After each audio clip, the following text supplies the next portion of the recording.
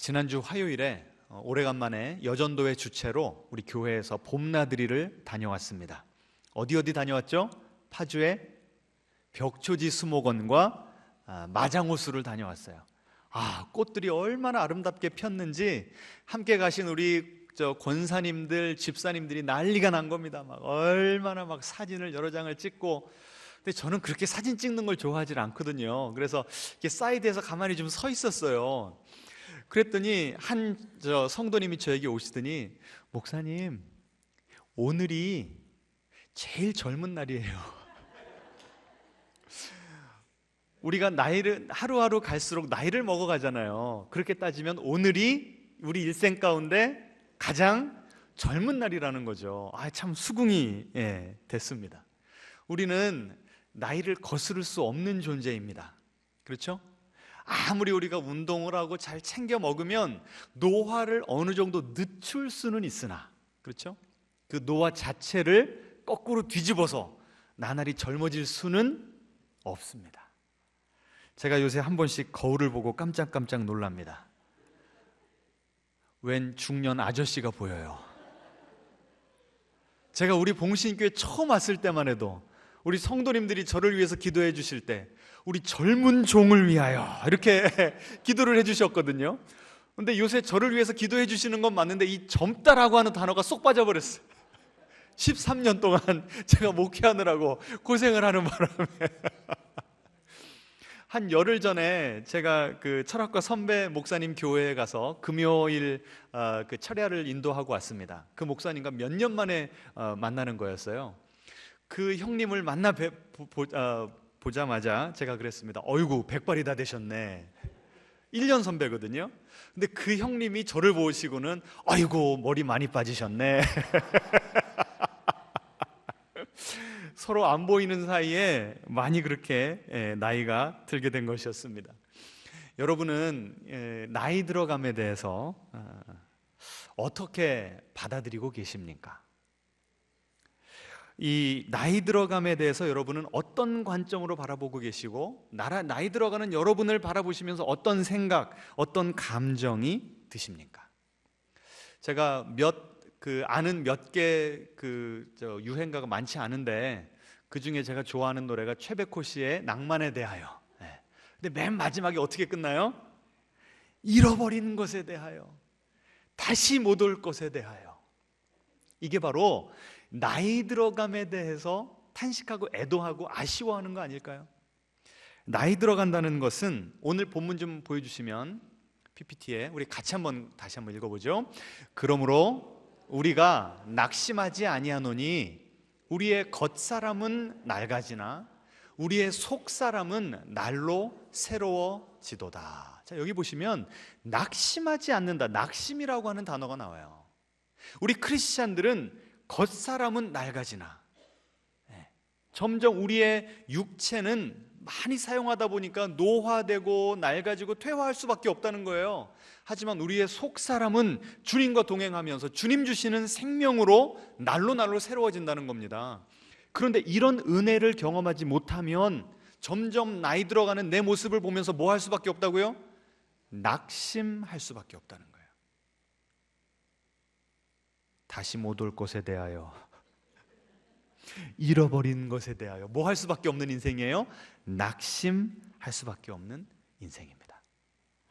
여러분, 나이가 들면요, 자꾸 무엇인가를 우리는 잃어버리게 돼요. 뭘 잃어버리죠? 청춘을 잃어버립니다. 건강, 노쇠해집니다. 관계, 나이가 점점 들면 어때요? 내 주변에서 하나 둘씩 주님의 부르심을 먼저 받는 사람들이 생겨납니다. 또 물질도 우리가 현역으로 열심히 뛰며 벌 때보다는 경제 사정이 좋을 수가 없고, 젊을 때에는 무슨 일이라도 새로 시작하면서 모험을 감행할 수가 있었는데 나이가 드니까 이제는 벌벌벌 떨려서 그걸 할 수가 없어요. 이렇게만 보면 나이가 들어가는 것은 여러분 좋은 게 많은 것 같아요? 나쁜 게 더 많은 것 같아요? 게다가 이 사회가 이 어르신들, 나이 들어가는 분들을 바라보는 그 시선이 어떻습니까? 영어로 에이지즘이라고 하는 단어가 있어요. 레이시즘 그러면 이거는 인종, 단지 피부 색깔이 다른 것 때문에 차별하고 혐오하는 것을 인종차별, 레이시즘이라고 부르죠. 에이지즘은 뭡니까? 나이를 가지고 차별하는 거예요. 그러면 누구를 주로 차별할까요? 우리 한국 사회에서는 주로 노인들을 차별하는 거죠. 게다가 요새 얼마나 이 현대 기술이 빨리빨리 발달하고 있습니까? 그러니 전에는 이 어르신들에게 무언가 이야기를 듣는 것이 당연했고, 그래서 이 어르신들의 그 권위를 인정해 드리는 그런 분위기였다고 한다면, 요새는 어때요? 나이 들면 왠지 퇴물 취급을 받는, 그래서 이런 표현도 있잖아요. 뒷방 늙은, 이런 표현 있잖아요. 우리 어르신들 좀 그런 느낌 받을 때 있으시지 않으세요 혹시?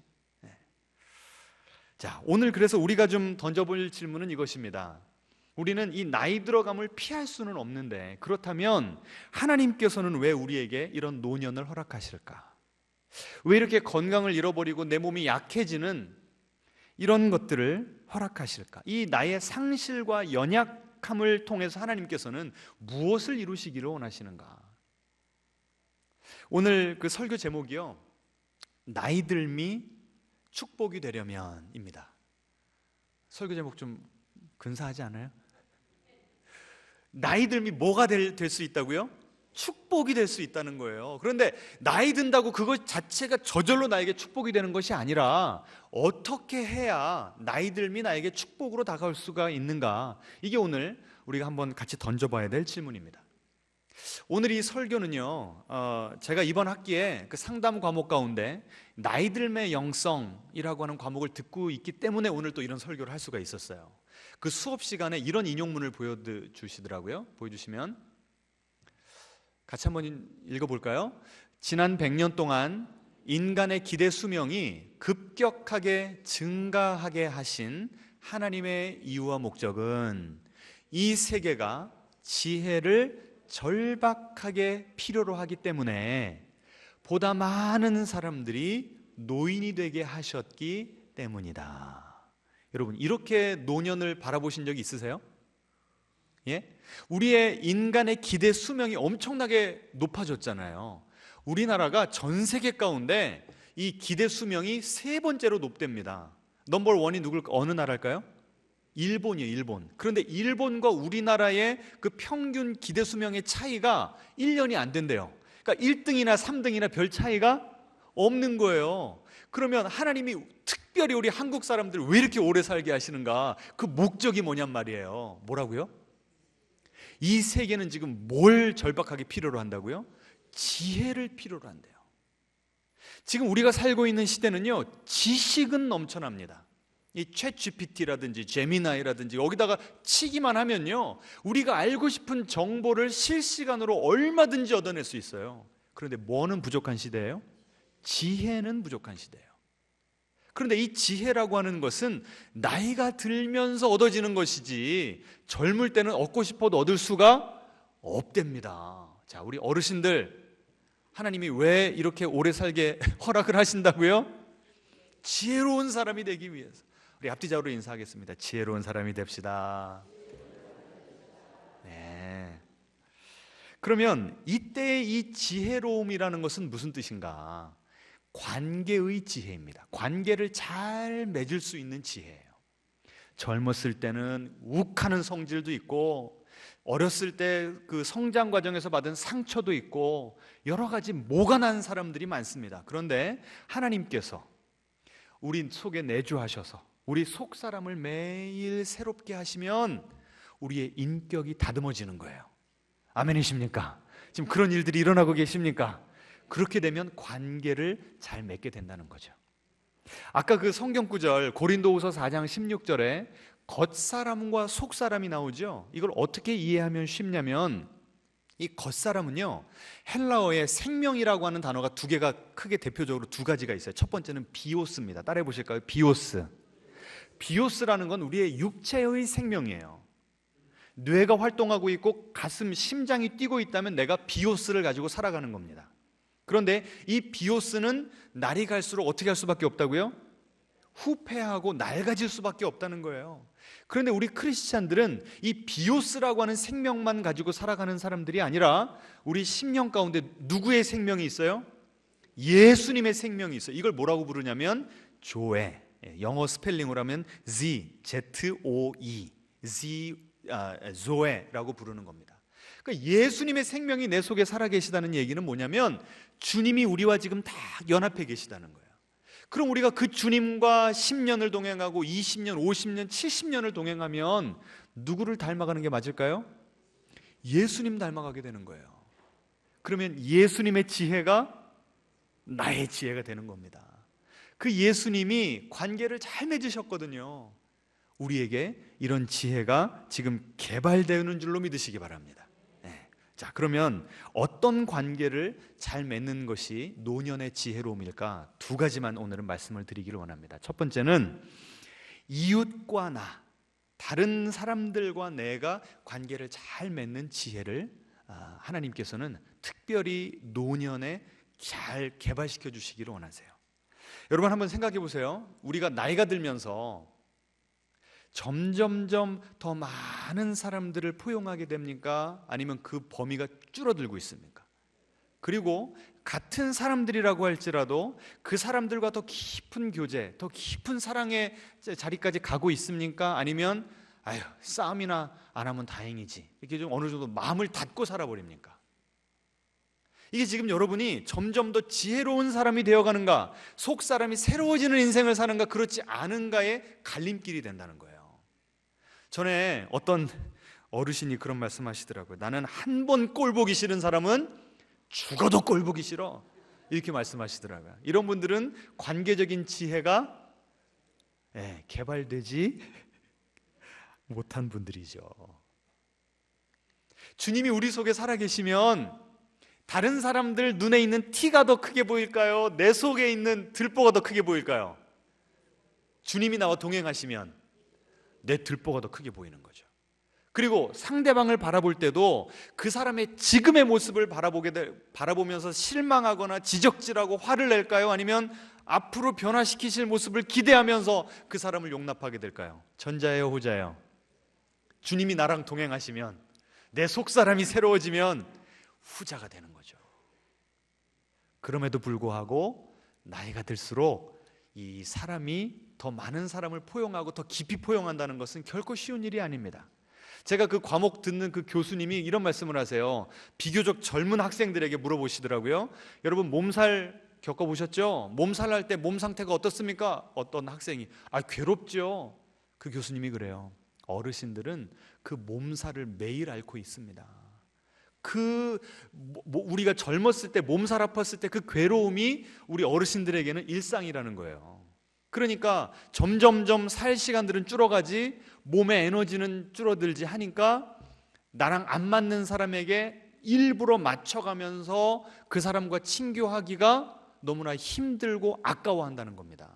충분히 이해가 되시죠? 그리고 어찌 보면 이제 노년 됐으면 그냥 코드 맞는 사람들이랑 잘 친교하는 게 지혜로울 수도 있어요. 그래요, 안 그래요? 그냥 우리들끼리 얘기지만. 그런데 주님의 우리를 향한 뜻은 무엇이냔 말이에요. 여러분, 우리 어르신들은요, 우리 젊은이들의 롤 모델이 돼야 되는 줄로 믿으시기 바랍니다. 이 결론인데 제가 미리 얘기를 해버리는 거예요. 우리 어르신들을 보면서 우리 젊은 세대들이 나도 저렇게 나이 들면 좋겠다, 이런 생각이 드는 그런 원숙한 어르신들이 좀 되실 수 있겠습니까? 그런데 이게 왜 어려운지를 그 교수님이 또 설명을 해주시더라고요. 자, 우리나라가 지난 50년, 70년 겪어온 길을 보세요. 자, 50년, 70년 전만 해도 대부분의 우리 한국 분들이 무엇을 통해서 먹고 살았습니까? 농사. 그러다 이제 70년대, 60년대, 70년대 되면서 공업화, 산업화가 이루어졌죠. 그 다음에는 컴퓨터가 상용화되면서 어떤 시대에 접어들었어요? 정보화 시대. 지금은 AI, 인공지능을 통해서 제4차 혁명이 일어나고 있습니다.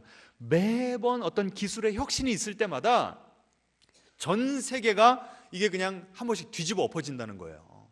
그러면 내가 어느 시대에 태어났는가에 따라서, 어떤 시대 분위기 가운데 내가 성장하고 교육을 받았는가에 따라서 그때 그 시대의 그 가치관이 내 속에 그냥 각인되어 버린다는 거죠. 그러니 어르신들과 젊은이들 사이에는 안 그래도 큰 이 문명의 변화가 없을 때조차도 세대 차이가 있었는데, 이렇게 이 시대가 빠르게 변하고 있으니 이 농업 중심의 사회에서 살았던 어르신들과 지금 AI를 어렸을 때부터 지금 갖고 놀면서 자동적으로 습득하는 이 손자 손녀들과 대화가 되겠습니까? 안 되겠습니까? 되기가 힘들죠. 특별히 이 우리 한국 문화를 딱 둘로 나누면 이거라는 거예요. 집단주의적인 문화와 개인주의적인 문화. 집단주의라는 건 뭡니까? 대를 위해서 소가 희생돼야 된다. 어떤 명분을 위해서 내 자신을 희생하는 거, 이게 집단주의예요. 개인주의는 뭐가 중요합니까? 내 꿈, 무언가를 하려고 해도 재미가 있어야 되고 의미가 있어야 되는 거예요. 그래서 집단주의와 개인주의가 첨예하게 부딪히고 갈등을 일으키는 그 교회에서 영역이 있는데 어디냐면 주일 점심. 좀 공감하십니까? 우리 어르신들은 뭐예요? 아무리 힘들어도 주일 점심 정도는 같이 돌아가면서 희생해서라도 따뜻하게 밥 먹어야 된다. 우리가 직접 지어 먹어야 된다. 이거예요. 우리 어르신들 아멘이십니까? 어르신들도 벌써 지나갔습니까? 근데 우리 젊은 세대는 어때요? 일주일 내내 육아하느라고 지치고 직장 갔다 왔는데 주일날 아름답게 메이크업하고 와가지고 땀 뻘뻘 흘리면서, 그래요 안 그래요? 이거 가지고 싸운다는 거예요. 그래서 요새 교회 그 건축 새로 하는 교회들은요, 아예 부엌이 없는 교회들이 있답니다. 별로 놀라지도 않으시네. 또 어떤 교회는요, 이 편의점 가면 왜 라면 끓여 먹는 그 기계 있잖아요. 그걸 수십 대 만들어 버린대요. 무조건 주일 오후는 라면, 점심은. 괜히 제가 아이디어를 드렸네. 그래서 딱 지금 제가 이 70년대 중반에 태어난 세대 아닙니까? 제가 딱 그 개인주의와 집단주의 사이에 딱 그 경계선 정도의 세대인 것 같아요, 제가. 그래서 양쪽 세대를 다 이해하면 할 수 있는 그런 세대인 것 같습니다. 자, 그러니 우리 어르신들이 볼 때 우리 어린 젊은 세대들은 누구만 알아요? 나만 알아. 그래서 어르신들이, 제 단어가 아닙니다, 우리 교수님이 쓰는 전문 용어입니다. 우리 젊은 세대를 볼 때는 싸가지가 없다는 거예요.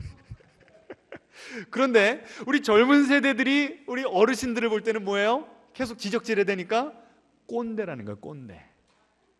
그래서 그 교수님이 어느 교회 그 강의를 부탁받으러 가가지고 강의 제목을 이렇게 잡았답니다. 싸가지와 꼰대. 자, 그래서 이 집단주의 문화에서 큰 분들은요, 어떻게 해서든 내가 튀면 안 되는 거예요. 항상 뭘 봐야 됩니까? 눈치를 봐야 돼요. 그래서 이 집단주의 문화에서 큰 사람들은 나를 볼 때 뭘 더 많이 볼까요? 장점을 많이 볼까요? 단점을 많이 볼까요? 예? 내 단점이 드러나서 튀면 안 되니까 내 부족한 걸 많이 본다는 거예요. 그런데 개인주의 문화권에서 자라나는 우리 자녀들은 내 뭘 먼저 보는 걸 훈련받아요? 장점. 그래서 우리 그 부모들은요, 저가 어렸을 때만 해도 주로 칭찬보다는 뭘 많이 했어요? 야단을 많이 쳤어요. 자꾸 칭찬하면 어떻게 된다? 버릇 없어지고 교만해진다고 그랬다고요. 그러니까 이게 벌써 세대가 이게 안 맞는 겁니다. 그래서 심리학자들이 뭐라고 얘기를 하냐면, 우리 그 어르신들이나 우리 부모 세대가 우리 자녀들을 잘 양육을 하려면, 이미 자녀들은 태어나기를 개인주의 사회 이 문화 가운데 태어났으니까 칭찬과 지적질을 몇 대 몇으로 해야 되는가 비율까지 알려주더라고요. 잘 들어보세요. 칭찬은 3번 할 때, 지적질은 1번만 하라. 황금 비율입니다. 실천할 수 있겠습니까? 그래서 우리 어르신들은 우리 젊은 세대를 볼 때 딱 뭐부터 보여요? 내가 내 자신을 볼 때도 부족한 거, 단점을 먼저 보니까 다른 사람들을 볼 때도 뭐가 먼저 보여요? 단점이 먼저 보이는 거예요. 그래서 입에서 확 나가려고 그럴 때 어떻게 하시라고요? 입을 딱 다물어야 돼요. 그리고 먼저 뭘 찾아라? 칭찬할 것, 긍정적인 걸 먼저 찾으라는 거예요. 여러분, 쉽겠습니까? 어렵겠습니까? 어렵죠. 다시 말하면 나이 든다고 저절로 지혜로워지는 것이 아니고 지혜로워지도록 뭐 해야 된다고요? 훈련해야 돼, 훈련을. 앞뒤적으로 인사하겠습니다. 장점을 먼저 찾아내는 지혜를 훈련합시다. 자, 그리고 성경에도요, 이 지혜가 뭔지를 가르쳐 줍니다. 우리 열왕기상, 이 솔로몬이요, 왕에 등극하자마자 하나님께 제사를 지냅니다. 하나님께서 기뻐하시고 내가 너에게 무엇을 해주랴? 우리는 지금까지 무엇을 달라고 우리가 기억을 하고 있죠? 지혜를 달라고 그랬습니다. 그런데 열왕기 상에는 이렇게 표현을 해요. 솔로몬이 뭐라고 기도했는 줄 아세요? 듣는 마음을 종에게 주사. Listening heart. 지혜가 뭐라고요? 듣는 마음이래요. 그럼 이때 듣는이라는 그 듣다는 누구의 말을 듣는 걸까요? 가장 먼저는 하나님의 말씀입니다. 그러니까 우리 노년에 관계를 잘 맺는 지혜를 갖기 위해서는 먼저 누구의 음성을 들어라?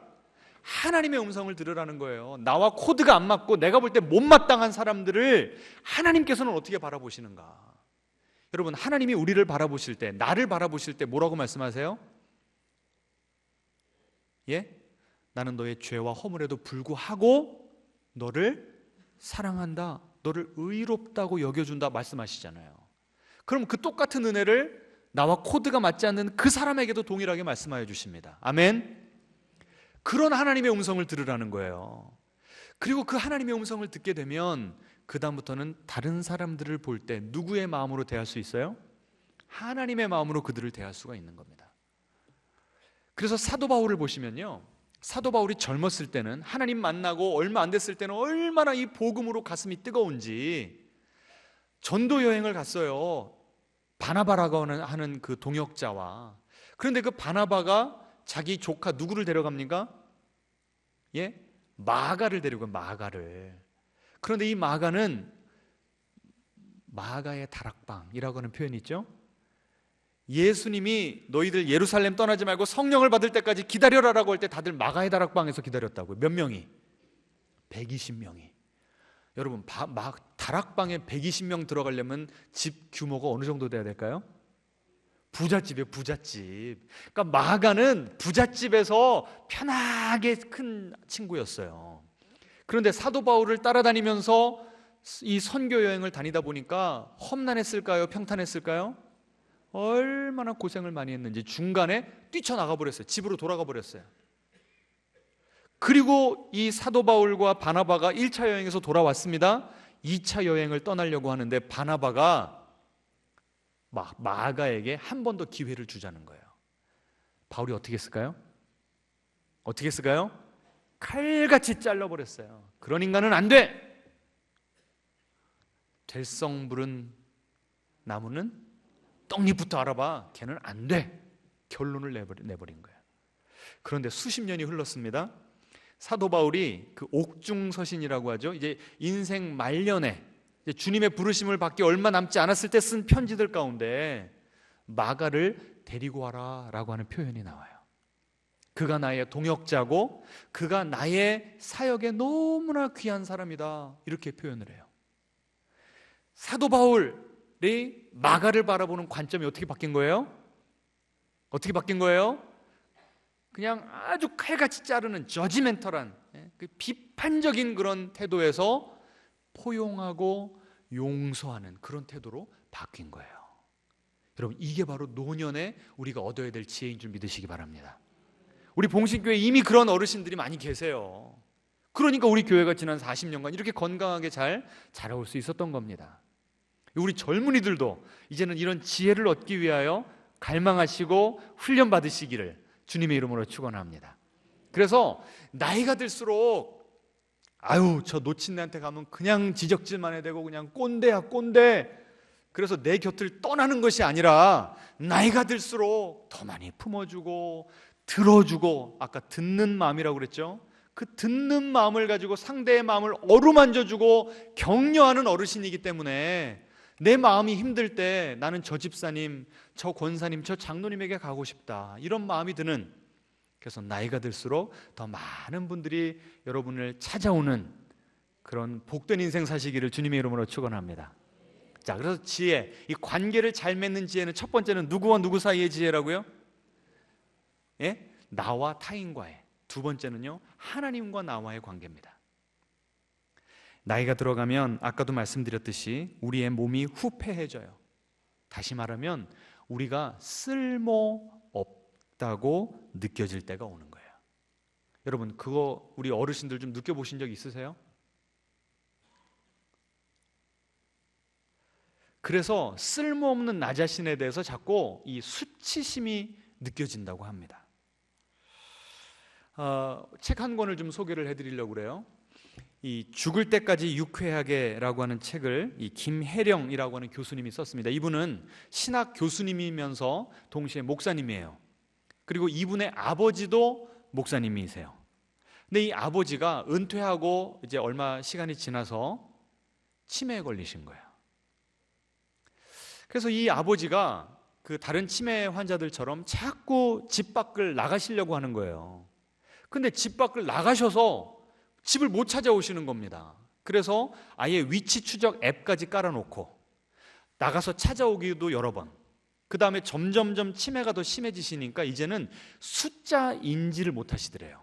아파트에 사는데 내가 몇 층에 사는지 그 층수를 눌러야 집을 갈 수 있잖아요. 엉뚱한 데를 눌러가지고 엉뚱한 집 번호표를 누르고 있으니까 막 신고가 들어오더라는 겁니다. 그래서 이 아파트에다가 전체에다가 막 편지를 다 보내고, 우리 아버지가 상태가 이러니까 좀 이해해 주시라고 그런 편지를 다 보내고 찾아오기를 여러 번 하고 하니까 막 어느 날 이렇게 감당이 안 되잖아요. 아버지에게 이렇게 막 얘기를 했답니다. 아버지, 왜 자꾸 나가시려고 그래? 나가셔도 할 일도 없잖아. 아버지 은퇴하셨어요. 집에서 엄마랑 편히 쉬시는 게 좋지 않아? 왜 쓸데없이 자꾸 나가시려고 해요? 너무나 속이 상한데 이 치매 노인들을 연구한 그 책들을 읽기 시작했습니다. 그랬더니 한 책에서 이렇게 써놨어요.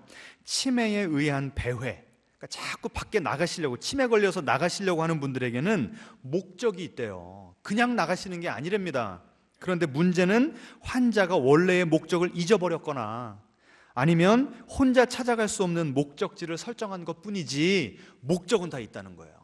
그런데 그 목적 중에 하나가 무엇인가? 잘 들어보세요. 평생 근면하게 생활했던 삶의 태도가 환자의 외출과 배회의 원인이 된대요. 무슨 뜻이에요? 왜 자꾸 나가려고 한대요? 이분이 평생 동안 목사로서 새벽기도 가고 신방 가고 계속 나가서 돌아다녔잖아요. 누구를 위해서? 주님을 위해서, 교회를 위해서, 성도를 위해서 성실하게 계속 걸어다녔던, 나갔던 그것을 뭐가 기억하고 있어요? 내 정신은 온전치 못해도 내 몸이 기억하니까 계속 나가려고 했다는 거예요. 그걸 깨닫고 나니까 이분이 이렇게 썼습니다. 가슴이 먹먹했다. 나는 아버지의 외출이 이웃들에게 초래하는 문제들에 심란하고 불안하여 외출을 조금이라도 줄이려고 했는데 아버지의 외출은 그야말로 평생토록 우리 가족을 위해 쓸 때를 찾아 일하기를 멈추지 않았던 그의 근면성에 따른 것이었다. 이게 느껴지니까 아버지에 대한 미안함, 아버지에 대한 이해가 생기더라는 겁니다. 그래서 이 아버지가 그렇게 배회하고 돌아오시면 꼭 이런 말씀을 하시더래요. 나갔는데 할 일이 없어.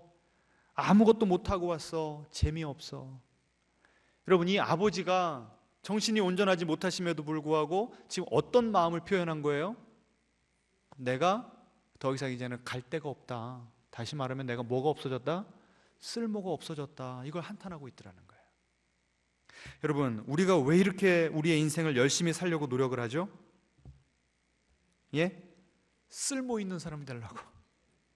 그렇잖아요. 그런데 내가 쓸모 없다고 느껴지는 그 순간부터 내 정체성에는 혼란이 오기 시작하고 내가 이런 인생을 왜 살아야 되지? 여기까지 마음이 가는 거예요. 그래서 이런 마음을 담아서 시편 기자가 이렇게 기도했습니다. 우리가 지난주에 봤던 구절인데요. 같이 읽어보죠. 늙을 때에 나를 버리지 마시며 내 힘이 쇠약할 때에 나를 떠나지 마소서. 여러분, 어떤 감정이 좀 느껴지세요? 예? 만약에 저 기도를 그림으로 한 장의 이미지로 표현을 해본다면 이 기도하는 시편 기자가 하나님과 지금 어떤 모션으로 있는 것 같아요? 하나님을 꼭 붙들고 있는 것처럼 그렇게 느껴지지 않으세요? 하나님, 나 버리지 않으실 거죠? 사회가 나를 그렇게 바라보고 내 가족이 나를 그렇게 바라본다고 할지라도 주님은 나를 버리지 않으실 거죠? 이 마음이 좀 느껴지십니까? 지금 이 시편 기자는, 그리고 우리 신앙인들 가운데 이제 나이 들어가시는 많은 분들이 이 질문을 하고 있어요. 하나님도 쓸모 있는 사람만 사랑하시는 거 아니야? 라고 하는 그런 생각을 가질 때가 있다는 거죠. 어르신들 그럴 때가 있었습니까? 없었습니까? 제가 이걸 어떻게 하냐면, 한 번씩 우리 교회 어르신들이 저한테 오세요. 그래가지고 아이고 목사님과 우리 교회에 내가 좀 힘이 돼야 될 텐데 내가 할 수 있는 게 아무것도 없어서 죄송합니다, 이런 말씀하시는 분들이 여러 분 계세요. 제가 그때마다 아유 권사님 무슨 말씀이세요? 권사님이 이 자리에 앉아 계시는 그 하나만으로도 저에게는 큰 힘이 됩니다. 제가 이렇게 말씀드리거든요. 그분들이 느끼는 감정이 뭐예요? 하나님은 누구를 좀 더 사랑하시는 것 같아요? 그래도 교회를 위해서 헌금이라도 좀 하고 봉사라도 좀 할 수 있고 좀 젊은 사람들, 이런 사람들을 하나님이 더 좋아하시지 않을까, 이런 생각이 있다는 거예요. 하지만 주님은 우리가 연약할 때 우리를 더욱 사랑하시는 분이십니다. 제가 늘 즐겨 부르는 찬양, 내가 연약할수록 더욱 귀히 여기사, 이 하나님이 우리 하나님이에요. 우리를 창조하셨기 때문에, 우리를 예수님의 피값으로 구원하셨기 때문에, 그래서 하나님께서는 우리에게 AS, 애프터 서비스를 확실하게 해주시는 분입니다. 정말 믿으세요? 자, 그 다음 성경 구절 보여주세요. 이 사도 바울이 이렇게 고백합니다. 같이 읽죠. 내가 확신하노니 사망이나 생명이나 우리를 우리 주 그리스도 예수 안에 있는 하나님의 사랑에서 끊을 수 없느니라. 지금 사도 바울이 무엇에 대해서 확신을 하고 있냐면 사망이나 생명이나, 그러니까 사는 거나 죽는 거나, 그리고 그 사이에 일어나는 모든 일에도 불구하고 그 어떤 것도 하나님과 우리 사이의 사랑을 끊을 수 없다는 거예요. 그러면 사망이나 생명 사이에는 뭐가 들어있을까요? 우리가 나이 들어가는 것, 우리의 육신이 연약해지는 것, 때로는 치매에도 걸리는 것, 이 모든 것조차도 하나님의 사랑에서부터 우리를 끊을 수 없다고 지금 고백하는 겁니다. 여러분, 이걸 붙드시면 하나님과 우리 사이의 관계가 더 잘 맺히는 거예요. 아멘이십니까? 그래서 이 두 번째, 하나님과 우리 사이의 지혜는요, 어떤 지혜인가 하면 내 몸과 영혼을 주님께 온전히 맡기는 지혜입니다. 내가 내 힘으로 인생을 살아보겠다고, 내가 이 주도권을 뺏기지 않으려고, 이 능동적인 삶을 빼앗기지 않으려고 막 애를 쓰는 인생이 아니라, 어떻게 되어 가든 내 인생을 주님께 맡기겠습니다. 하나님은 연약할수록 나를 귀하게 여기시니까, 내 인생에 어떤 노년에 가슴 아픈 일이 일어나도 하나님과 나 사이를 끊을 수가 없으니까 하나님이 내 인생 책임지고 계십니다. 이걸 붙들고 있는 그 지혜와 평안함과 그 기쁨이 우리에게 충만하기를 소망합니다. 자, 이걸 좀 더 구체적으로 이사야서에서는 이렇게 밝혀놓고 있습니다. 한번 같이 읽어보겠습니다. 나는 너희가 태어난 날부터 지금까지 너희를 내 등에 업고 다녔다.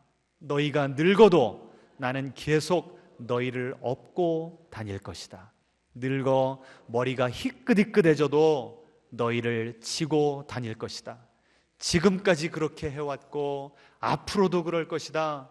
내 등에 너희를 업고 다닐 것이다. 너희를 구원해 줄 것이다. 아멘. 좀 힘이 되는 구절입니까?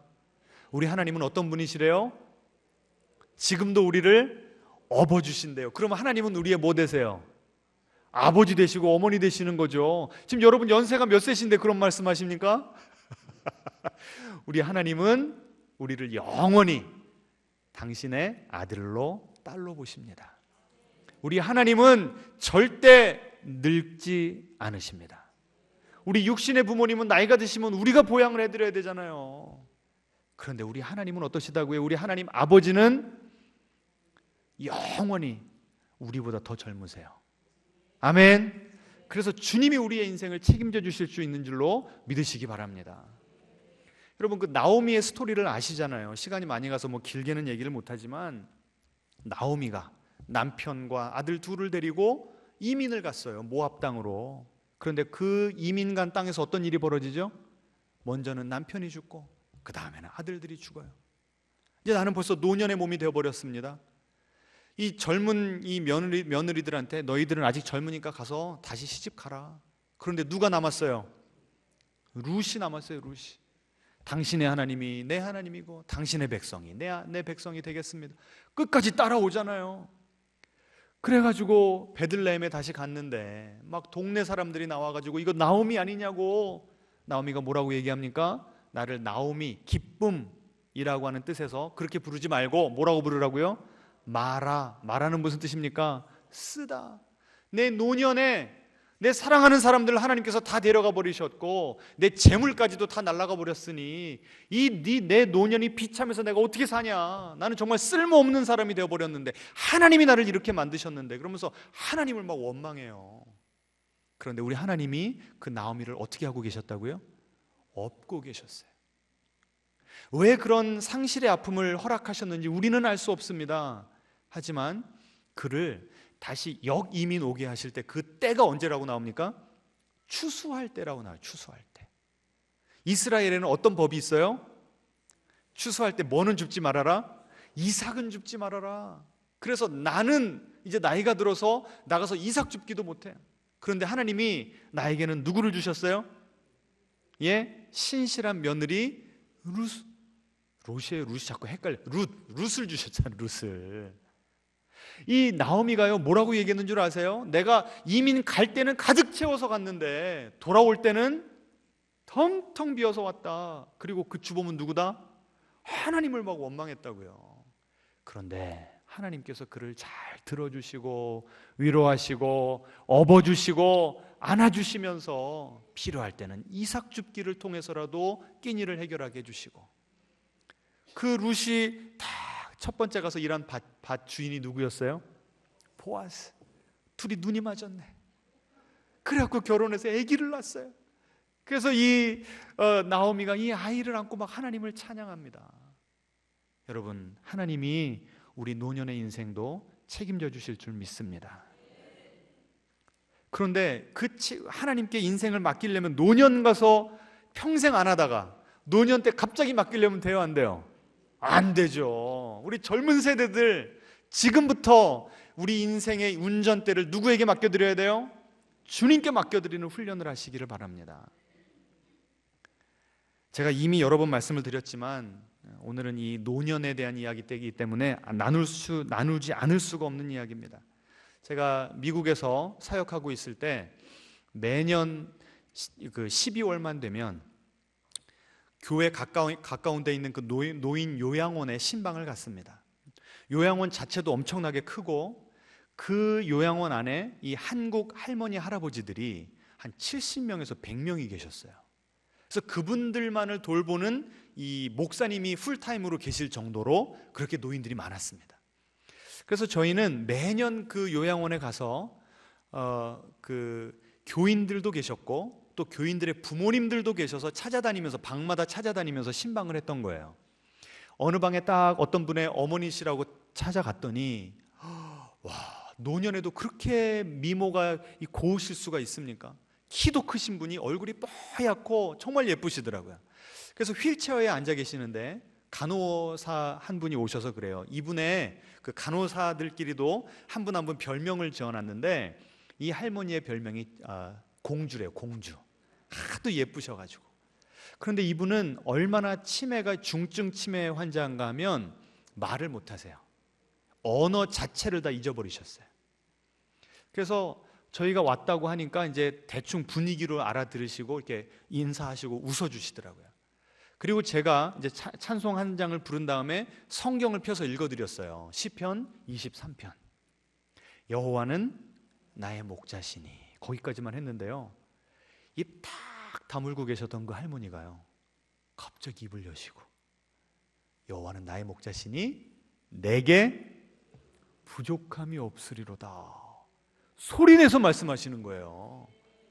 아니, 저 혼자만 있었다면 여러분 안 믿으실걸요? 사역자들 몇 명이 같이 갔는데 그 광경을 같이 본 거예요. 다 같이 너무 충격이고 너무 이게, 와, 하나님께서 이렇게 역사하실 수가 있나? 우리 다 같이 울었어요. 말 한마디도 못하시는 그분이 그 10년 가운데 누가 역사하고 계셨던 거예요? 그 연약한 육체를 누가 붙들고 계셨어요? 누가 그 권사님을 업고 계셨어요? 하나님이. 그래서 그 소시적에 외워놨던 그 성경 구절이 아예 언어를 잊어버리신 그분의 입을 통해서 튀어나올 수 있게 하신 겁니다. 내가 이 권사 붙들고 있어, 우리 목사님들에게 주님께서 보여주신 것이었어요. 여러분, 우리가 노년에 이런 은혜를 경험해야 됩니다. 나와 맞지 않는 사람들까지도 끝까지 품어줄 수 있는 관계의 은혜, 하나님께 내 모든 것을 다 맡길 수 있는 하나님을 의지하는 지혜, 이런 어르신들이 되셔서 우리 젊은 분들이 우리 어르신들을 바라볼 때, 야, 나도 저렇게 나이 들어가고 싶다, 노년에 하나님의 은혜가 저렇게 임하는 것이구나, 오히려 노년을 두려워하고 가기를 거부하는 것이 아니라, 아, 나도 저렇게 되면 되겠구나, 길을 열어주시는 롤 모델이 되어주시는 우리 어르신들 되시기를 주님의 이름으로 축원합니다. 함께 찬양하겠습니다.